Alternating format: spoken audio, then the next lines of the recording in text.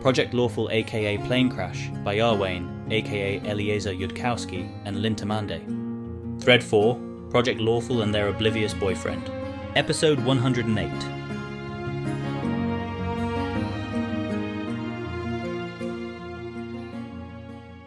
Back to lecturing.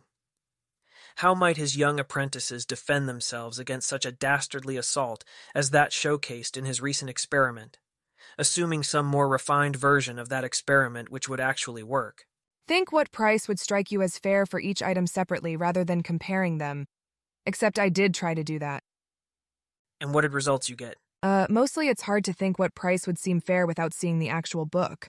Standard technique when you're interrogating yourself about something is to make up average-sounding details, anytime your internal query blocks on a lack of detail. It's not like you'd be committing to buying the actual item, sight unseen.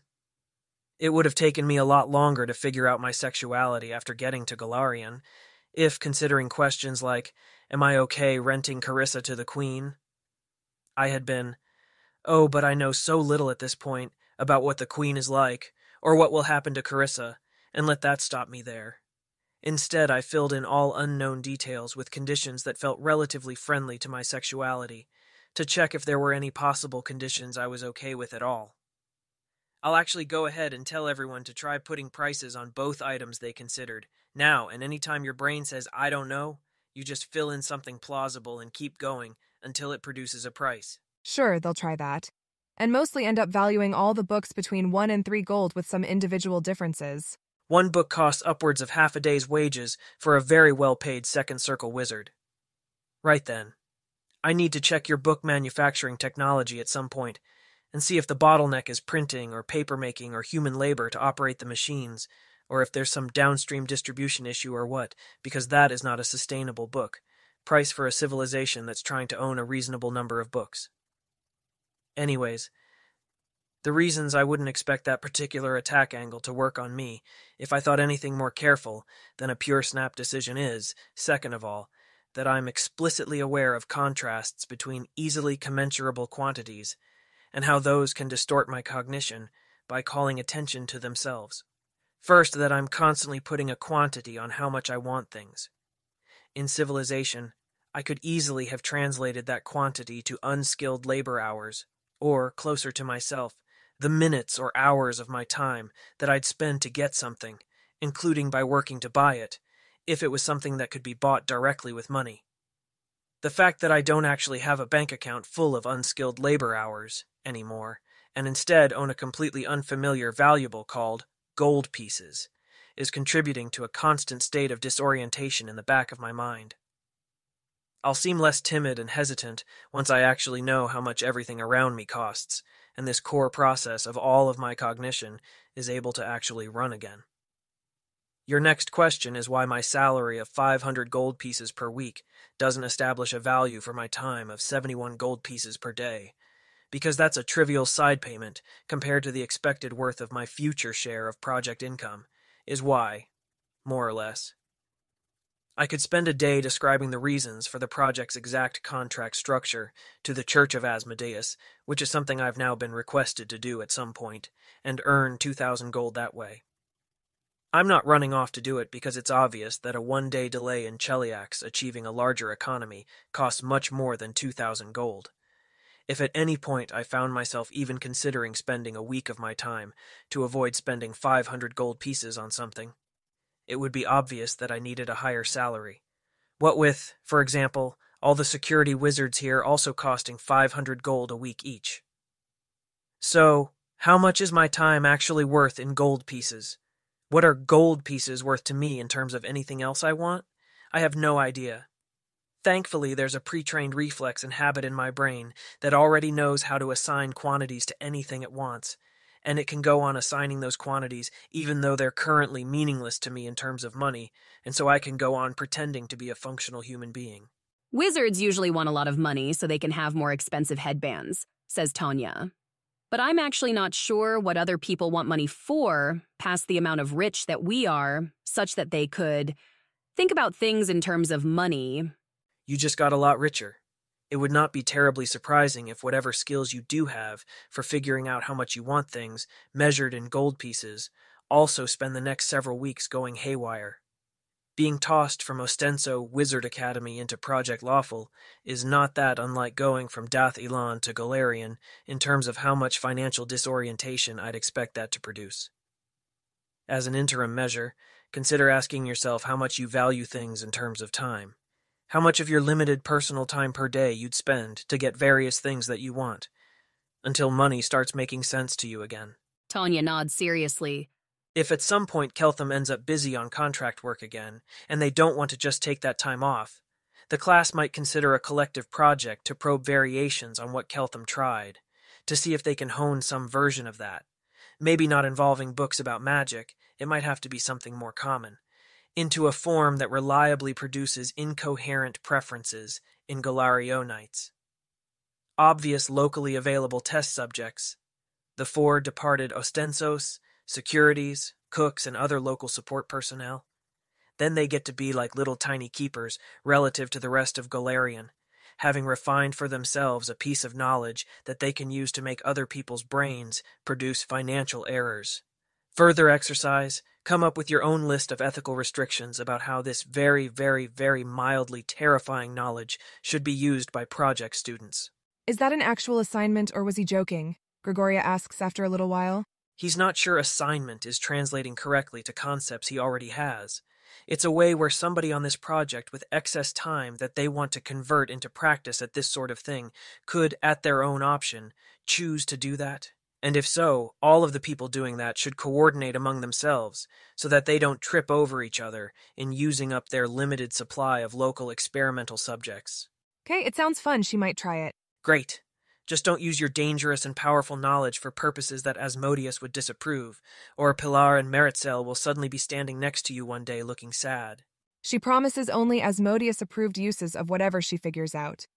Anyways, in terms of law, this whole lecture has now gotten far ahead of itself. The true law does not assume that there is some mystical stuff called money floating around, in which everything can already be valued. The law begins from people wanting things. A notion of money comes later, beneath the law and after the law, not before it and above it. Going back to where they left off on law. This classroom has now seen, at this point, that things you want, which by an act of choice or expenditure of time you can swap or trade, need to be consistently orderable among themselves in order to avoid having time or money pumped out of you. Even indifferences, in the sense of letting other people swap things for you, not just it not being worth the effort of making a trade, must be coherent within the ordering, to avoid this. They've seen a simple trick for getting Dath Ilani children or Golarion adults to violate this consistent ordering, just by way of showing that it's not a trivial requirement, and hinting at how there must be vastly more terrifying things that high-ranking keepers can do, if not otherwise restrained by ethics, but that's not the main point. To take the next step beyond ordering, consider things that are divisible, fungible, things that have quantities over them, and not just unique individual identities. Let's consider apples, bananas, cherries, and suppose, temporarily, that the relative intensity of your desire for these fruits does not change depending on how many you already have. Maybe you're planning to feed those fruits to a large, hungry crowd, so you actually care more about food energy value than a tasty meal with variety, say. Suppose, for now, that every fruit is identical to every other fruit of that kind. Suppose also that you would, for each of these kinds of fruits, prefer to have more rather than less, everything else be equal. It'd be pretty odd if you valued a cherry equally with a whole banana. It should take at least 2 cherries to be worth a banana, right? Probably more. If somebody offers to trade you a banana for 2 cherries, you should probably accept. But that's not law. There could be such a thing as a person who would rather have 1 cherry than 2 bananas. What can we say in this situation about the patterns of offered trades that you will accept or reject? What property must your trading rule have to avoid some dreadful thing happening to you, and what indeed is that misfortune?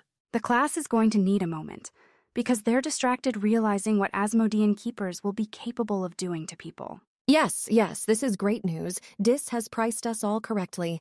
Now answer the question.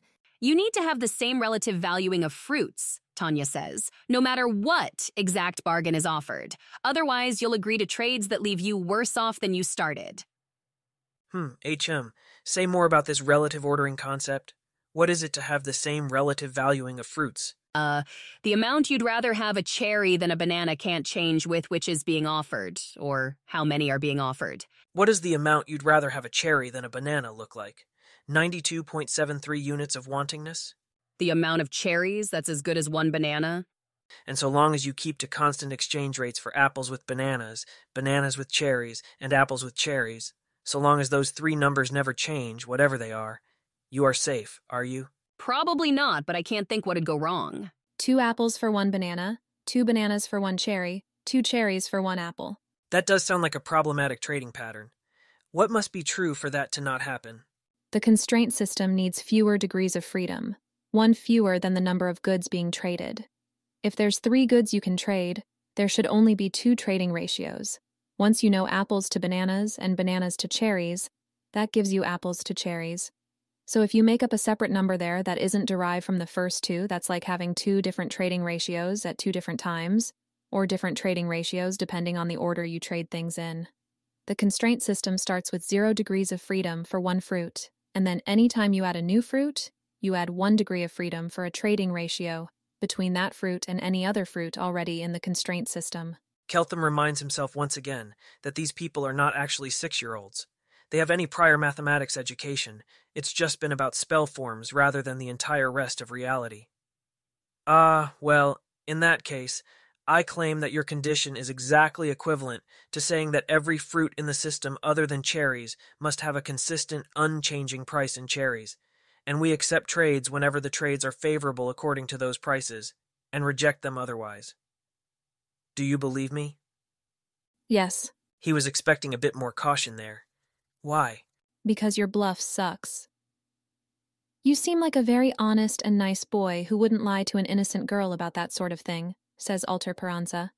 Also because any pattern of trading rules that's okay will have some series of trades you can make to convert one of any other fruit to some number of cherries, and that series of trades gives you the price of that fruit in cherries.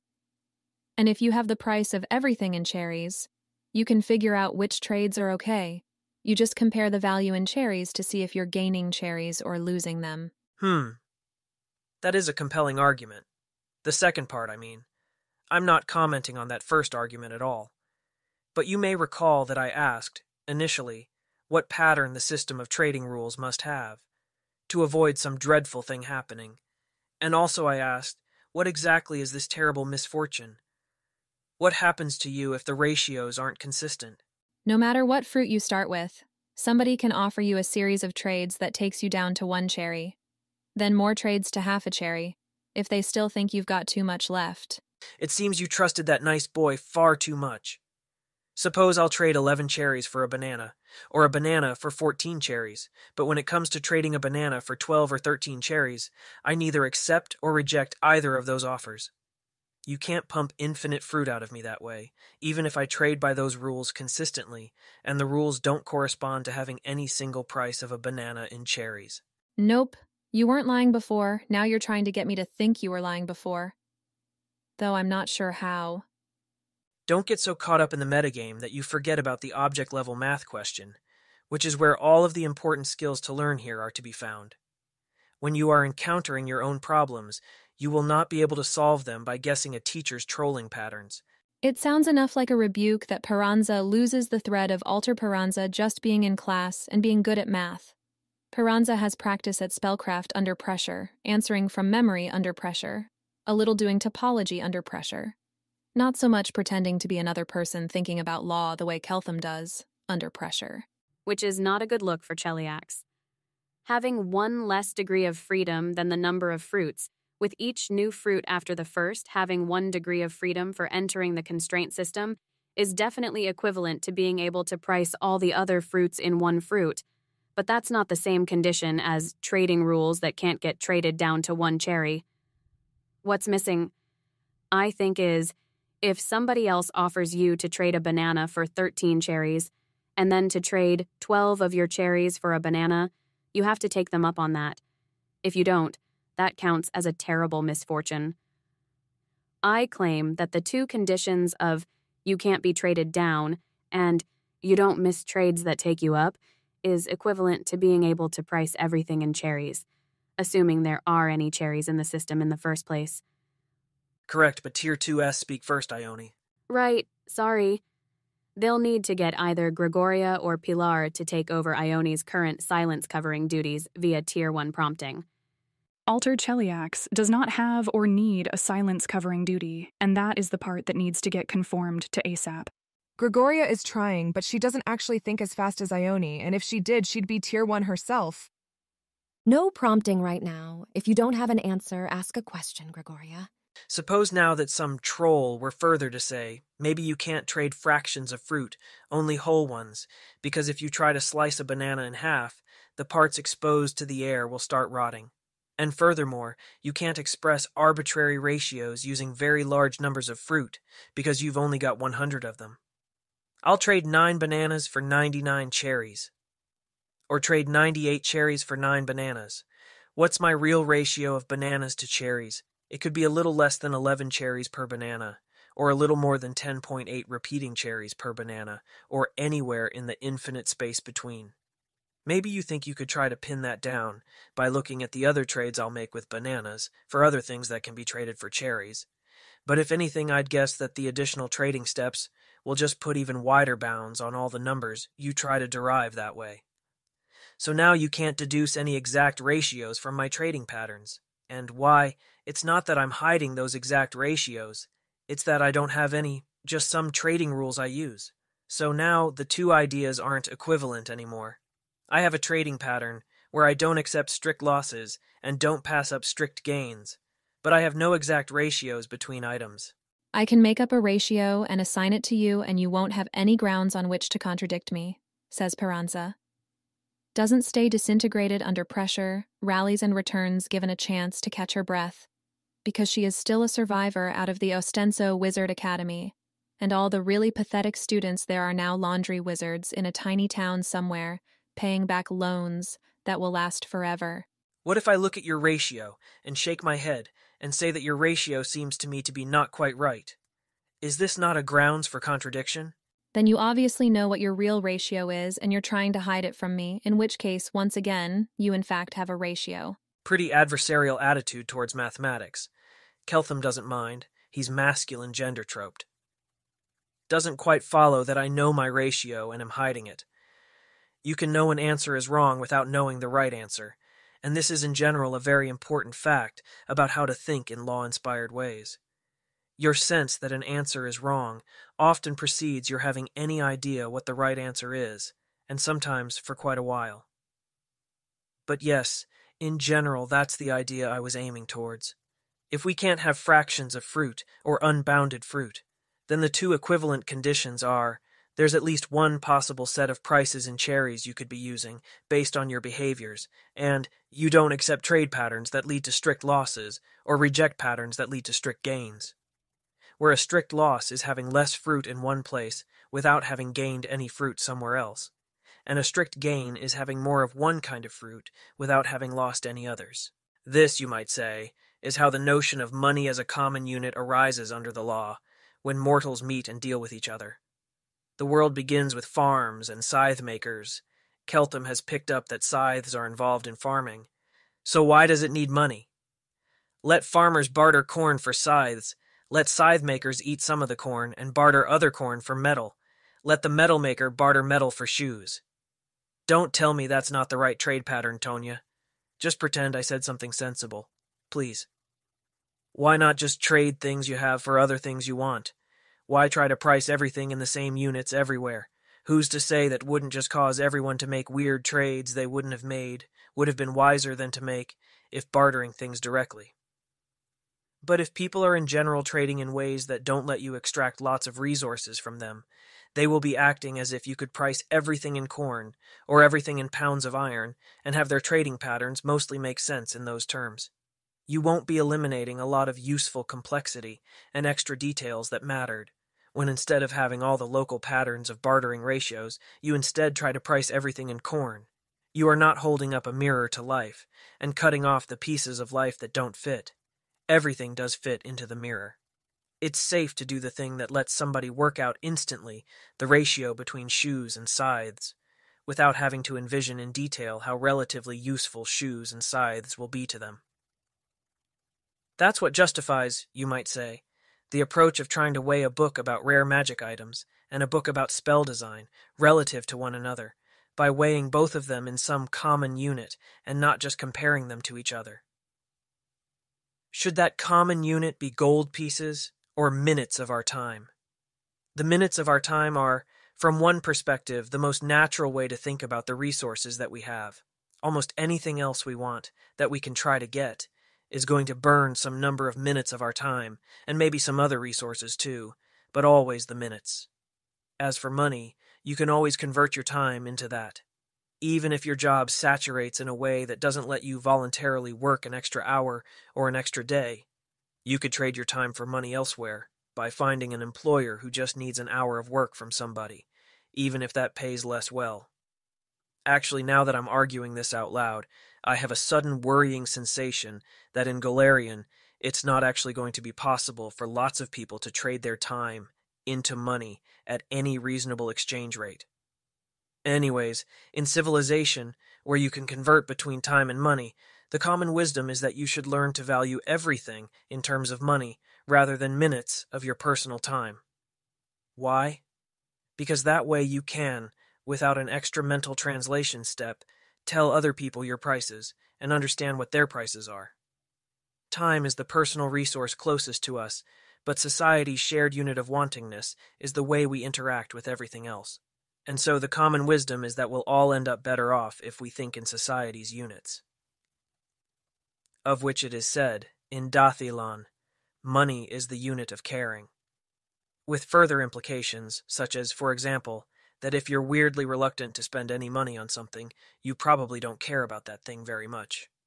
Though the proverb loses something because civilization's word for society's common unit for pricing, unit of account, is one of 3 different baseline words I've found so far that all translate into Taldane's word, money. You can mostly trade your time into money in Cheliax, says Gregoria. I don't know about other places. I think you mostly can other places unless they have some specific thing going on, like not letting women work outside their homes. And the proverb just translates and makes sense, I think. If you don't want something enough to pay for it, you don't want it much. In civilization, the common unit is the unskilled labor hour, which is, ideally, adjusted at a pace that changes smoothly over time, but ends up tracking the value of an average person spending an hour of their time doing something they have no special training or talent for. Everybody has that to trade, even if almost nobody should actually trade it, and enough people need it now and then that the market exists. There's a debate about whether that unit is actually a good idea, because from one perspective, the value of that unit tends to predictably go up over time. As technology improves and society gets more productive, the minimum amount you have to pay anybody to work for an hour goes up, in terms of most other goods, which is to say that for other goods, the number of unskilled labor hours they're worth tend down over time. There's an argument that this is bad, since price setters are more eager to adjust prices upward than downward, because if you're first to adjust your prices downward before others do, you're often relinquishing some portion of gains from trade within implicit agreements that take time to renegotiate. So, the argument goes, we instead all ought to have a unit of account that's worth 3% less every year, because that way prices will mostly need to adjust upward, and people will want to be the first in line rather than the last in line to adjust their prices to match new realities. And that way, prices will adjust more quickly and naturally than in the current arrangement where we have a seasonal repricing day, 4 times per year, where all the stuck prices go down at the same time if somebody was dragging their feet on minor price adjustments before then. How this all squares up with Cheliax's gold pieces concept, I have no idea. Wait, what? Gold's just worth what people will pay you for it. The coins are just useful as a standard amount of gold so you don't have to test it for purity and weight, Gregoria offers after she's pretty sure she's not going to make any more sense of any of that. I suppose if I asked whether there's relatively more or less gold, compared to all the stuff being traded that isn't gold, every year, it would be very silly to expect an answer about that from a country where governance does not know its own annual budget and can't measure the value of all goods and services produced annually inside the country. Actually, no, I can ask that. Do prices over time usually go up a tad or down a tad? Asmodia thinks very quickly. Implausibly quickly, in fact, but that's fine so long as nobody, including her, notices. This direction, whatever it is, should be the same in alter cheliacs and real cheliacs, so far as Asmodia can currently tell. Flipping the answer is more of a risk than keeping it the same. These wizarding students who have had meaningful purchasing power for 2 years don't know. I heard headbands are getting cheaper, Maritzel says uncertainly. They go up over time, but not very much. You'd need to be looking at prices over a decade or something to see it. I could ask for my father's books. Well, if using gold means that all the prices tend to go up just a tad every season, instead of downward, don't be in a rush to change your use of gold as money without a lot of careful debate first. If everything else is the same, which it could very well not be, you might be doing better than civilization in at least that one exact way. Though I'm not sure how you'd get that result out of mining a metal, whose value is implicitly going down a bit every year under that equilibrium, which should induce less mining of it. But I am not expecting anyone in the classroom to know an answer to that. Actually, I bet it has to do with Asmodeus's church taking control of Cheliax, that probably brought in a moving to a new equilibrium surge of new investments from outside the country, and those were probably done in gold. In which case, maybe you'd need to get away from gold-based pricing in another decade, or prices might start going down again. Anyways, Asmodia has never heard of economics and doesn't know what an economist is, but she knows she needs one in this fortress right now. I have, I fear, digressed somewhat from the proper order in which to present things in theoretically pure ways. The invention of abstract units of caring is supposed to be a relatively advanced idea under the law, to which your hand gets forced later. Let's go down a different path. Suppose you've only got one of each kind of fruit that there is, but you've got, 50 different kinds. You can't cut any of them into pieces or they'll rot. Furthermore, each of your actions within the world can only swap one fruit for another, fruit at a time. You can give somebody a fruit without getting any back, I suppose. Everybody has an unbounded supply of the empty fruit. But you can't make a transaction promising anyone that you'll give them more fruit on a later round. Because thought experiments, that's why. I claim to you that in this world, there is no choice but to give up all hope of figuring out how many cherries a banana is worth, since all you can do is trade one whole banana for one whole cherry, and very few hungry people would trade a big fruit like a banana for a small one like a cherry. At least, there's no way to do it without being some kind of dirty cheater. But maybe somebody here is a dirty cheater. I don't know. If so, how do you cheat? There's a silence, but not the oh no heresy silence. Just the silence of a hard problem. And then the delightful clarity of the problem snapping into focus as like a different kind of problem done a few days ago. You trade someone a coin flip where you'll give them a banana if it comes up heads for a cherry, whether it does or not. You'd need one of those Dath Ilani provable randomness creators to do it properly. A coin you can both see spinning works fine for that. You can use a random source of 0s and 1s to generate an arbitrary precision fraction uniformly between 0 and 1. Let's say that text is 0 and queen is 1 on a spinning coin. The first time you spin it, add 1, 2 to the total if it comes up queen. The next time you spin it, add 1, 4 to the total if it comes up queen. Third time, 1, 2 to the third power or 1, 8. Suppose you spin 3 times, and the results are queen, text, queen. The current running total is 1/2 plus 0 quarters, plus 1/8 equal sign 5/8, or 0.625, can't get any lower than that, and can never go above 6/8 s, or 0.75, even if every future spin comes up queen. So if you were trying to generate a 60/100th chance of something, you could stop at that point and declare that the event hadn't happened. Assuming there's no magic way to control how coin spins land. If there is, You'd have an arms race between that and detect magic, and whatever counters detect magic, etc., if the coin spins were important. I don't know of one, but if people were using coin flips for important things, it'd definitely be invented. I wouldn't be surprised if my god has a spell for that, which is incredibly difficult to mess with, but I don't know if it'd be fourth circle or lower. It would be on theme with the truth spell and the pricing spell. Anyways, I now pose to you this devastating question. Who says that a 1-2 probability of an apple is worth exactly half as much as an apple? Maybe somebody is like, all this uncertainty about getting the apple makes me feel terrible. A 1/2 probability of an apple is really only worth to me a third, as much as the certainty of an apple. And so, you can't use probabilistic trades to determine people's real trading ratios.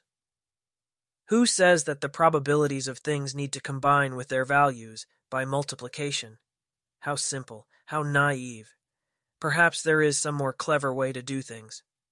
By what law is it a regulation of our city that we must do things in exactly that way, or else suffer some terrible misfortune? I mean, in this thought experiment, we can't cut apples and we can't make promises.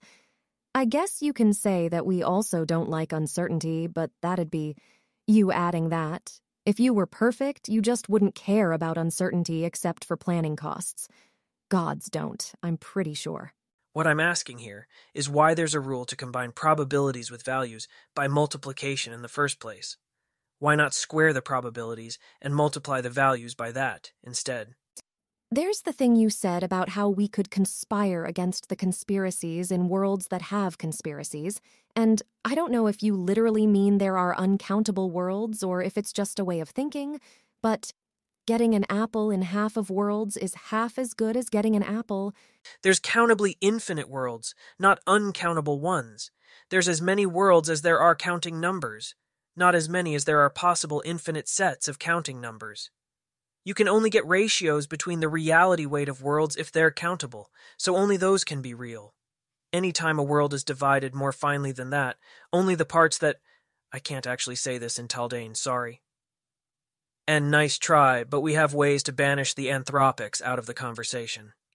We can bet on a mathematical fact that neither of us know, and seems to have the right random properties, like whether the remainder of 1,001 divided by 17 is less than 6, say, which should give us a probability pretty close to 6/17. I could truth spell myself and promise you that I hadn't secretly calculated the result in advance. There's no other worlds where that fact will be different, so why do I need to value that bet of an apple at 6/17? S the value of an apple. Asterisk. Reality fluid can be spread out over continuous distributions, but only chunks of those distributions large enough to integrate up to finite measures have people finding themselves inside. People themselves are not so finely divisible in regards to finding yourself to be one of them.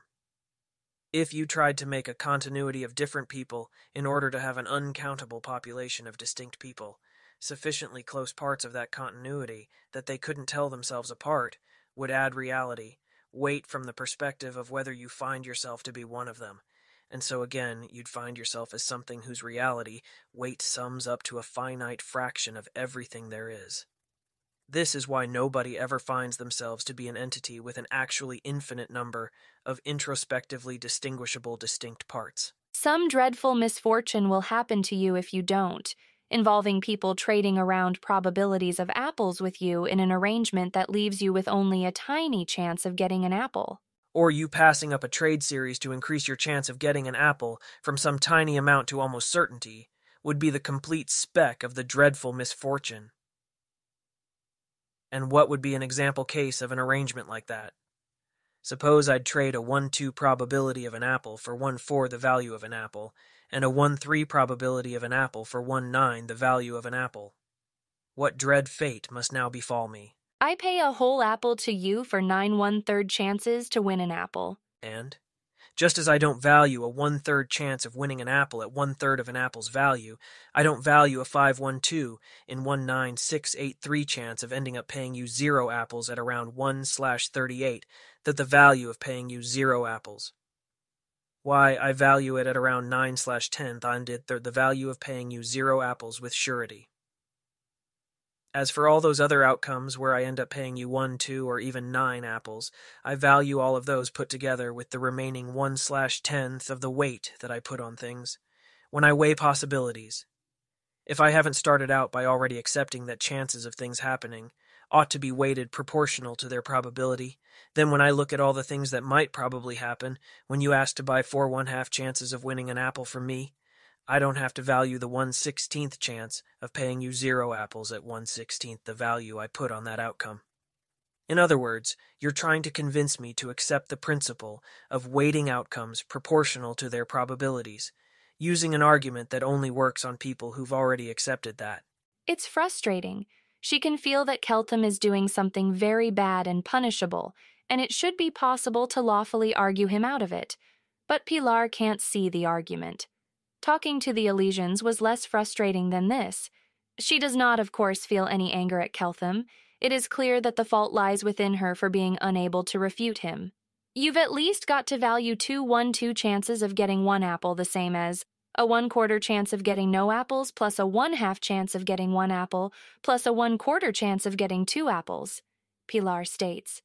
Which means you've got to value 1 1/2 chance of getting 1 apple the same as a 1/4 chance of getting no apples, plus a 1/4 chance of getting 2 apples. Well, I accept you could mess with me if I didn't value 2 1/2 chances of getting 1 apple, the same as 1 4 of 0 plus 1 2 of 1 plus 1 4 of 2. But where was it said that I have to value 2 1/2 chances of getting an apple, twice as much as I value 1 1/2 chance of getting an apple? We can stipulate that I value 2 apples twice as much as 1 apple, in cherries. That was already said. But who says that packs of chances add up the same way? Does it work as an argument if I say that people who think like you do won't have a lot of kids, and eventually there won't be any of them left? No, for it has not been stipulated that I care. Also, we do tend, in civilization, to regard that as an invalid argument generally.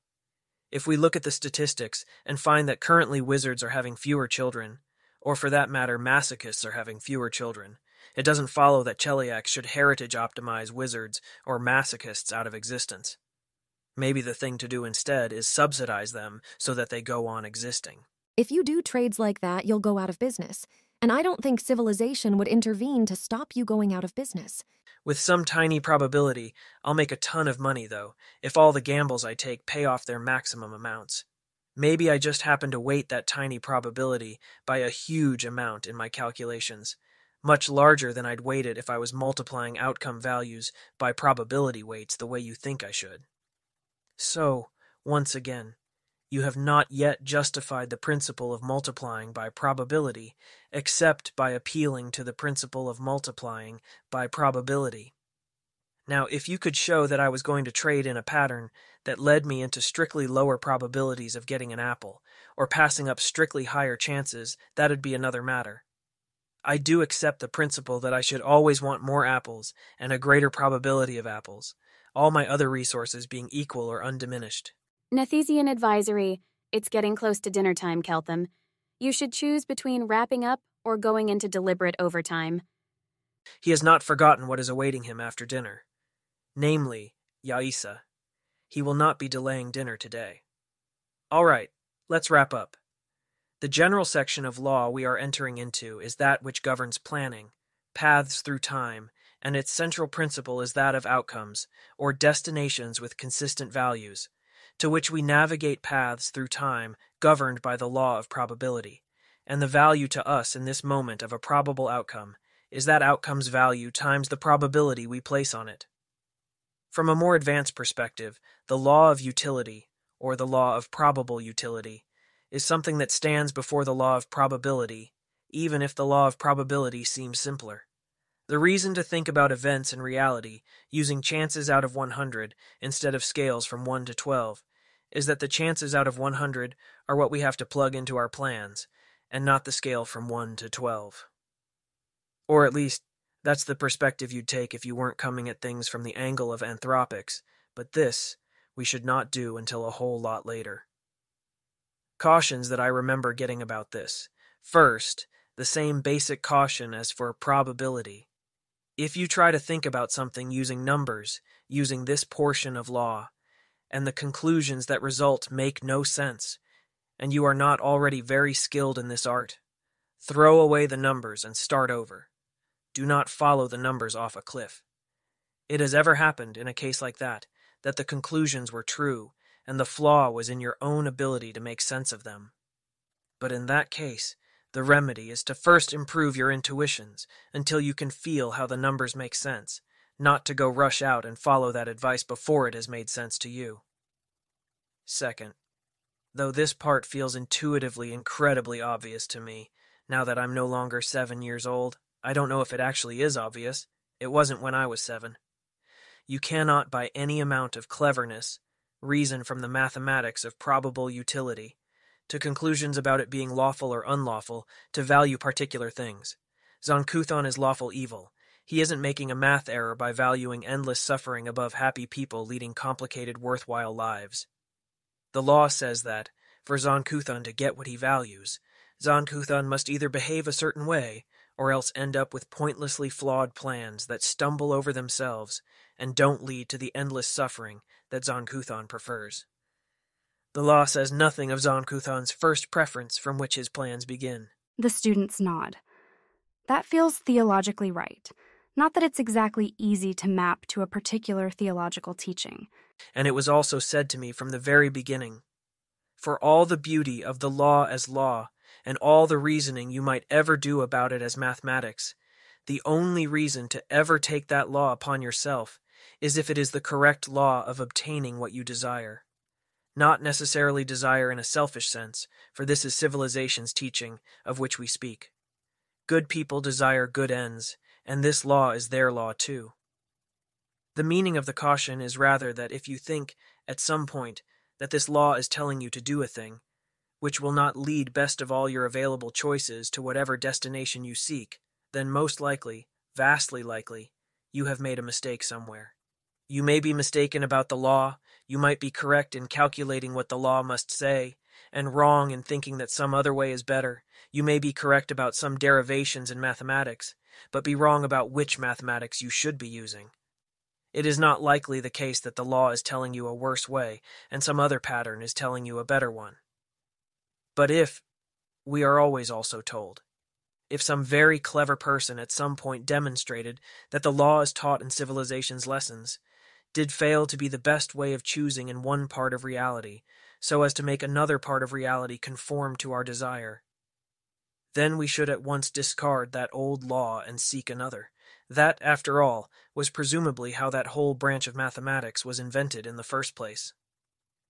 In its final form, dealing with choices that are themselves mathematics, the law of decision is a touch complicated. There must have been a time when people did not know it, and used simpler math instead. If at that time they had thought to themselves that the law they held was the final and ultimate principle and the definition in itself of what should be done, and not instead thought of there being an ultimate goal to find that mathematics which best describes how choices in one place operate to constrain reality in another, they would have been unable to move on. But as far as Dath Ilan knows, this is the law the gods use too? It's right no matter how smart you are or how vast your goals? If she wants to be an archdevil, she'd better go right for learning the law gods use. I'd guess. But if civilization got a portal to Golarion, and the gods said they had a different decision theory, everyone would be listening very attentively. Much more so than they listened to me when I was 12 and had a better decision theory. What was your better decision theory when you were 12? Maritzel says. Sort of embarrassing and complicated, and really blatantly wrong once you understand what law is even supposed to look like normally, and it had a lot of terms in it you haven't learned yet. So, I'm going to delay explaining it at least until everybody knows what the correct theory was supposed to be, to avoid misleading you. That is the only reason I am delaying explaining it. It's not at all, because some part of my brain is worried that nobody in this room will want to have sex with me.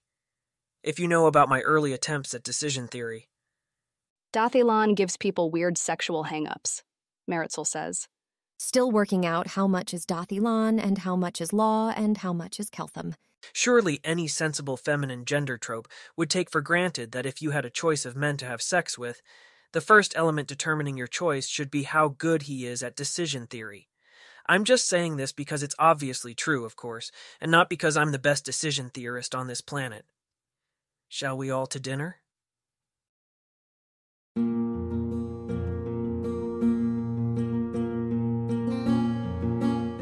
If you wish to support this AI reading and others like it, please visit patreon.com/AskWhoCastsAI. Any help is appreciated.